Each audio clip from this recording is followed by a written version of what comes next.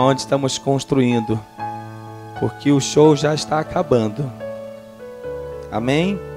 Abra a sua Bíblia no Evangelho de Mateus, no capítulo 14, a partir do versículo 13, que é o texto bíblico que há mais de 2.000 anos deveria ser pregado e vivido. E infelizmente, nós não temos visto isso aí. Tem muito show e pouca Bíblia. Tem muito empresário da fé e pouca Bíblia. Tem muita politicagem aonde não precisa entrar político. Aonde a igreja tem que voltar. A igreja vem, por isso o show vai acabar. Amém, irmãos? Vamos ver o que diz a palavra do nosso Deus, para depois você dar uns glórias aí. Vamos lá. Jesus, ouvindo isto, retirou-se dali num barco para um lugar deserto à parte. Sabendo as multidões, vieram das cidades seguindo por terra. Desembarcando, viu Jesus uma grande multidão. Compadeceu-se dela. Diga comigo, compadeceu-se dela. Isso é a igreja. E curou os seus enfermos. Ao cair da tarde, vieram os discípulos a Jesus e lhe disseram: o lugar é deserto. Repita comigo, o lugar é deserto. E vai adiantada a hora. Digam, e vai adiantada a hora.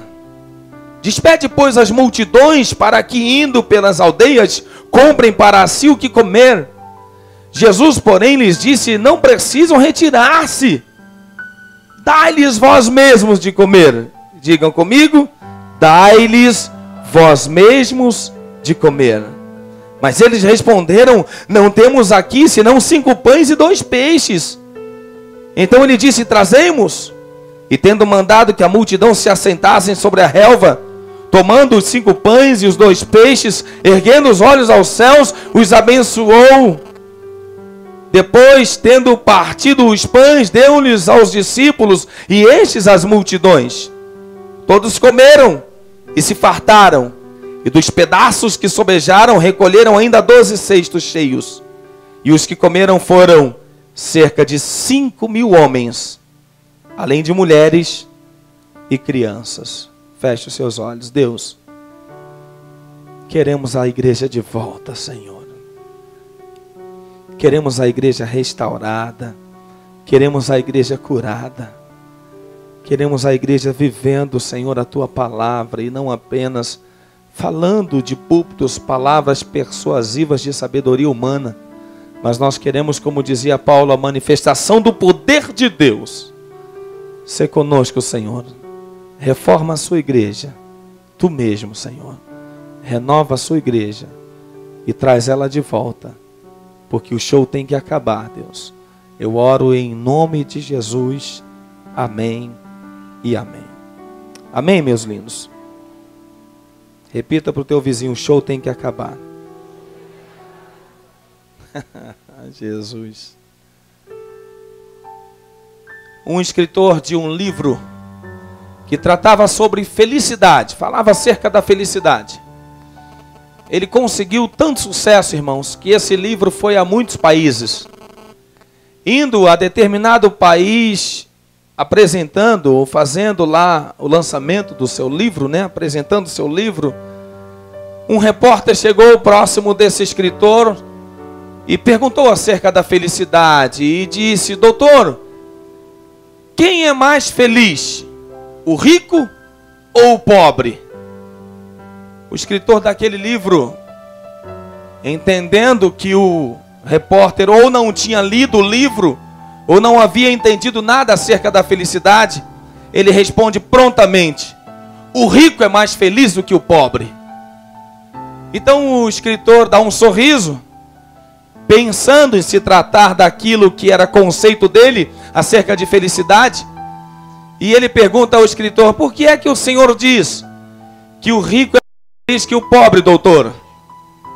O escritor diz para aquele repórter: filho, o rico é mais feliz do que o pobre, porque o rico já descobriu que o dinheiro não traz felicidade, e o pobre vive desesperado atrás de dinheiro, pensando conseguir felicidade com esse dinheiro.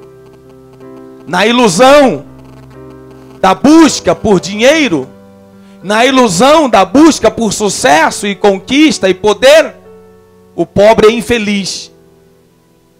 O rico já descobriu que o dinheiro não traz felicidade. Diga amém por isso. Por que é que eu quero falar com isso, irmãos? Porque nós vimos lá na comunidade ontem muitas pessoas em dificuldade, vimos muitas pessoas chorando, vimos muitas pessoas passando por grandes ou dificuldades, mas nós vimos muitas pessoas felizes. E eu já ensinei a vocês que a felicidade é um estado de espírito. A felicidade não é o quanto você tem no bolso, como você se veste, ou o que você tem no banco, ou o carro que você possui. Mas é você ser feliz com aquilo que você tem. E quem pensou em chegar numa comunidade, e me desculpem a expressão, porque eu já morei em comunidade, nasci em comunidade, chegar lá e encontrar um bando de marginais, de bandidos, de favelados, de pessoas assim, assado. Encontramos pessoas educadas. Encontramos pessoas que estavam nos recebendo com um sorriso de orelha em orelha, dizendo muito obrigado pelo que vocês estão fazendo pela nossa comunidade. Você pode aplaudir ao Senhor por isso? Pessoas felizes naquele lugar. E que querem mudar aquele lugar. Né, filha? Querem mudar a situação que vive aquele povo nessa comunidade. Vimos outras pessoas, sim, que vivem muitas dificuldades. Mas vimos pessoas felizes. Porque sabem que o dinheiro não traz a felicidade. E elas estão batalhando por um lugar melhor. Prova disso, tem um aluno de fisioterapia que está cursando a universidade. E mora lá na comunidade. E vai ser um doutor daqui a pouco, em nome de Jesus.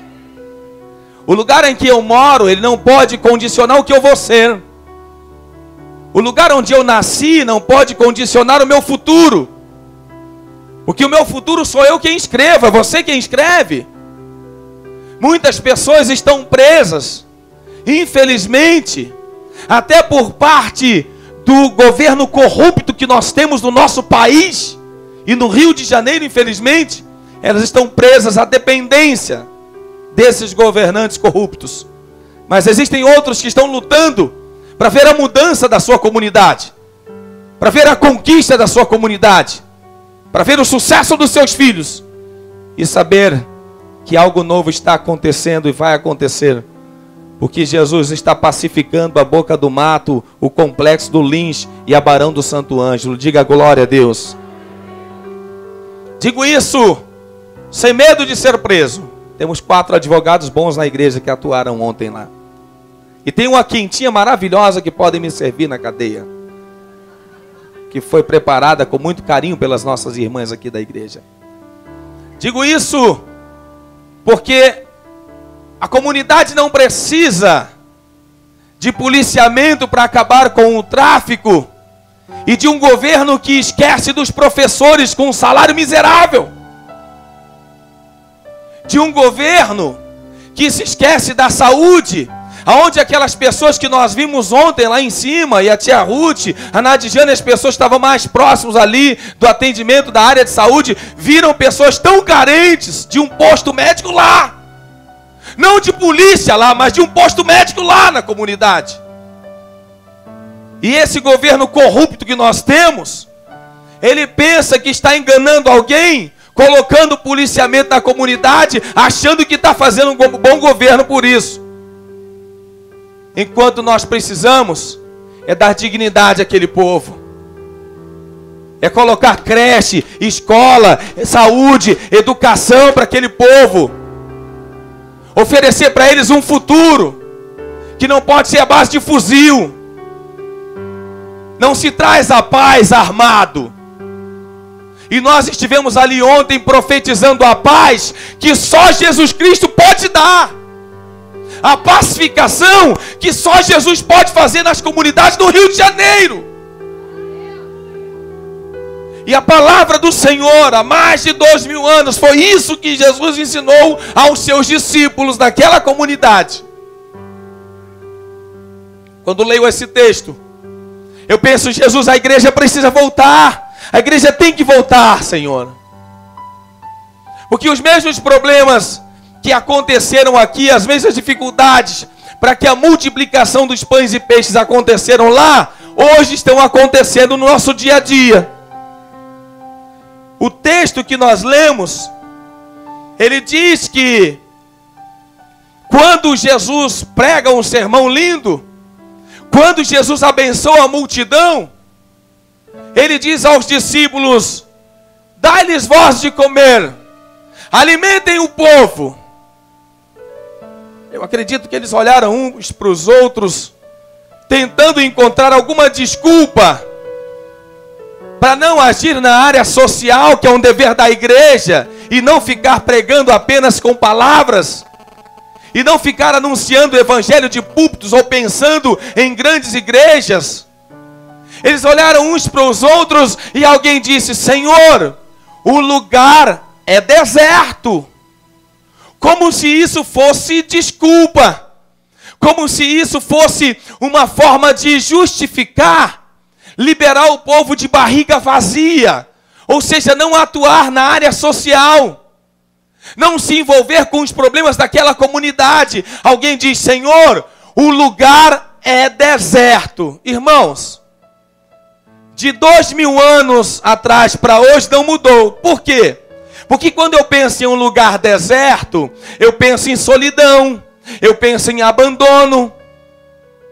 E quando eu penso em solidão e penso em abandono, eu volto de novo a dizer aos nossos governantes que nós estamos abandonados, que nós estamos no deserto no Rio de Janeiro, que nós estamos enfrentando grandes dificuldades. E quando olhar para o poder público, nós vamos dizer: o lugar é deserto, pastor. Quem é que vai nos ajudar? Deixa eu contar uma coisa para vocês. Uma vez eu entrei num determinado estabelecimento e tinha um cartaz ou uma placa linda escrita assim: não falte o dia de emprego, do seu emprego, porque o seu patrão pode descobrir que você não faz falta. Olha que coisa linda. Você entendeu? Diga amém. Não falte o emprego, porque o patrão pode descobrir que você não faz falta. Irmão, sabe o que eu descobri ontem? Eu descobri ontem que se o governante não fizer, a igreja faz! A igreja pode fazer! Aplausos para ele, mais forte! Não faz falta! Viu, deputado? Viu, governador? Porque se a igreja estiver de mãos dadas, irmãos, com tantas igrejas que temos, essas comunidades toda semana vai ter um trabalho como esse. Se a igreja quiser, o governante não faz falta. As promessas que eles fizeram e que eles voltam a fazer de 3 em 3 anos, porque é o tempo do mandato, 4 anos, quando está terminando o 3º ano de mandato, eles correm para procurar o povo. Não precisa de governante, porque a igreja pode fazer. Amém? Não estamos em deserto mais, irmãos. Não estamos em deserto porque a igreja do passado, onde era um bando de ignorantes, pessoas sem cultura, hoje nós temos médicos que levamos da nossa igreja, temos advogados que levamos da nossa igreja, vai dando glória a Deus, temos enfermeiros que levamos da nossa igreja, profissionais da área de beleza que levamos da nossa igreja. Hoje a igreja pode abraçar a comunidade, a igreja fazer pela comunidade o que o governo não faz. Eles não sabem que mole que eles estão dando para a igreja, se a igreja se levantar. Porque se a igreja acordar, os governantes não fazem falta nenhuma para nós. Então os discípulos disseram: Senhor, o lugar é deserto. E eu digo para você hoje, irmão, que tenta justificar muitas vezes o não fazer as coisas de Deus por causa das dificuldades, não tem lugar deserto sem que Jesus esteja presente. Porque Jesus não deixa ninguém nunca no deserto sozinho. Você está no deserto, Ele está do teu lado. Você não está vendo, mas Ele está ali. Você não está ouvindo, mas Ele está ali. Você pode passar pela situação que você estiver passando, Jesus está ali. Então os discípulos disseram: Senhor, o lugar é deserto. Jesus falou: fique quieto. Não fales comigo, rapaz. Você não sabe o que é deserto. Eu estive 40 dias e 40 noites jejuando no deserto. E eu sei o que é deserto. Outro chegou para Jesus e falou: tudo bem, Senhor. Já que o Senhor não aceita que o lugar é deserto, o Senhor já viu que horas são? O Senhor já viu a hora? A hora já é avançada, Senhor. Já é tarde. Aonde compraremos pão para alimentar tanta gente? Aonde encontraremos a essa hora? Irmãos, meus amados irmãos, quando eu penso na desculpa que os discípulos deram lá atrás para Jesus, por não se envolver na área social e não levar o evangelho que Jesus havia dito que eles deveriam levar, eu fico pensando em quantos crentes hoje que dizem assim: olha, pastor, infelizmente eu não posso. Por que não pode, irmão? Eu não posso porque eu tive que estudar. Eu não posso, pastor, porque eu tenho que trabalhar. Eu não posso, pastor, por isso. Aí eu não posso porque eu tenho que ficar cuidando dos meus filhos. Pastor, eu não posso porque eu não tenho tempo. Irmãos, os discípulos tentaram falar a mesma coisa para Jesus: Senhor, não tem tempo. Olha a hora, Jesus. Não tem tempo para alimentar o povo. Eu acredito que Jesus deve ter dito para aqueles caras: vocês tomem vergonha na cara. Esse povo não sai daqui de barriga vazia. Eles vão ser alimentados e vocês não têm justificativa. Não tem como vocês tentarem justificar o não fazer a minha obra. Não tem justificativa, não tem como dizer: pastor, eu não tenho tempo. Eu até queria trabalhar mais para Jesus, mas não tenho tempo. Escute, se você pensava assim, irmãos, hoje Jesus manda dizer que não tem essa desculpa para ele, não. Porque se você quiser tempo, você faz o tempo. A agenda é sua. Você faz a sua agenda. Amém ou não amém? A gente tem tempo, irmãos. A gente tem tempo para tantas coisas. A gente tem tempo para estar assistindo TV. A gente tem tempo para estar na internet. A gente tem tempo para atender clientes. A gente tem tempo para trabalhar. Jesus te deu 24 horas do dia, irmãos. E você vem dizer que você não tem tempo para fazer nada para Deus? Se você até hoje pensar: pastor, eu não posso fazer mais porque eu não tenho tempo, está enganado, irmãos. Está enganado. Jesus não aceita isso como justificativa, o fato de você dizer que não tem tempo. Porque se você quiser, você arruma um tempo. É mentira minha? Para tudo que você quer fazer, se você quiser, você arruma um tempo. Você coloca na agenda, você tem um tempo. Eu quero encerrar esse breve sermão, que tem que ser breve, dizer que as dificuldades do passado são as mesmas de hoje. O lugar deserto, a hora avançada, ou seja, não ter tempo para fazer as coisas de Deus. Mas o terceiro maior obstáculo que possivelmente Jesus encontrou no meio daqueles homens era a falta de vontade. Senhor, o lugar é deserto, a hora é avançada. Sim, já ouvi. Que mais?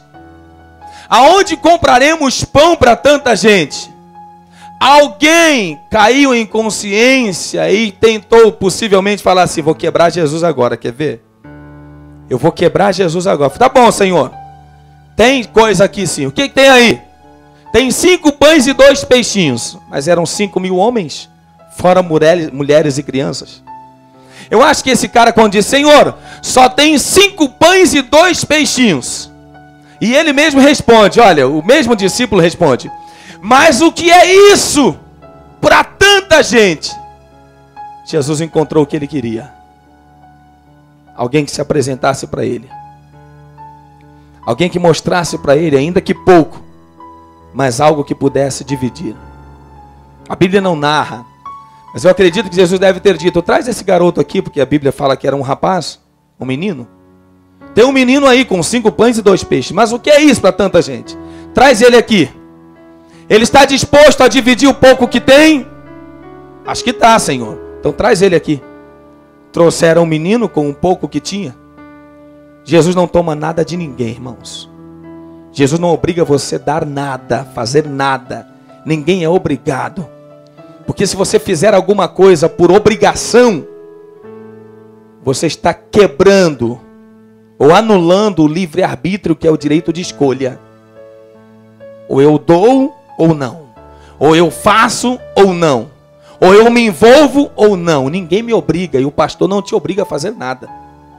Se você não foi, você deve ter uma justificativa muito grande por não ter ido ontem. Mas você tem uma chance. No primeiro semestre de 2014 nós estaremos lá de novo. E no segundo, lá de novo. E 2 vezes por ano, pelo menos, nós vamos atuar lá fora. Não aqui dentro de 4 paredes. Mas eu quero que você reflita, irmão. O pouco que você tem, e você não tem aprendido a compartilhar. Você não tem aprendido a dividir. E a terceira dificuldade que Jesus encontrou foi justamente essa. Foi alguém que se envolvesse com a causa. Pergunta ao seu vizinho, você quer se envolver com a causa?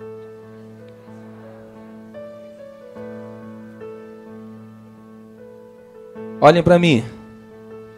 Mas tem que ser de boa vontade. E tem que aprender a dividir, irmãos. Eu tenho certeza que essas mulheres esteticistas, tudo que elas queriam era curtir o feriado com a família. É descansar. Trabalham de segunda a sábado, irmãos. Algumas trabalham de domingo a domingo, que no domingo tem que fazer um dinheiro extra para sustentar a família, então tem que visitar clientes e tal. Estão lá, irmãos. Meu lindo, meu amado, meu irmão, o show tem que acabar. O show precisa acabar e a igreja precisa voltar. Era pouco o que aquele menino tinha? Era. Talvez insignificante para tanta gente. Mas são justamente essas pessoas que Jesus quer usar. Pessoas voluntárias. Que olham para dentro de si e olham, pastor, não tem nada para dar. Mas se eu puder carregar um copo de água e servir nas barracas, eu vou servir algo na barraca. Viu, Paulo? A logística funcionou ontem. Guto, obrigado, Guto. Ministério de intercessão, como atuaram. Irmãos, eu não tenho palavra para descrever para vocês a alegria que está no meu coração de ver essa igreja vivendo a Bíblia ontem. Jesus não quer você cantando bonito, pregando bonito ou tocando instrumento para Ele não, irmãos. Não precisa. Na igreja do deserto, João Batista não tinha ninguém tocando bateria, tocando guitarra, tocando teclado. Não tinha isso não, irmãos. Na igreja do deserto não tinha microfone, não tinha operador de som não, né, Léo? Não tinha operador de som. Vou dizer que não faz falta? Não, não é que não faz falta. É que naquela igreja não tinha, mas naquela igreja tinha pessoas que estavam voluntárias e queriam fazer mais. Eu quero fazer mais. Eu preciso fazer mais. Ouvimos ontem do presidente lá da comunidade, da Boca do Mato, que em 39 anos morando naquela comunidade, ele nunca viu algo parecido, porque toda a ação social que tem lá tem um político. E quando cheguei na sexta, alguém está concordando comigo. E quando cheguei na sexta-feira, tinha um palanque montado de um político. A primeira coisa que fizemos, uma vez que nenhum político nos procurou antes, oferecendo apoio, ajuda, falei, cubram isso, bota um pano em cima.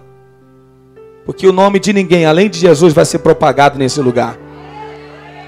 Porque a igreja vem. A igreja está voltando. E a igreja vai arrebatar muitas vidas para o Senhor. Tentaram parar a igreja lá atrás e não conseguiram.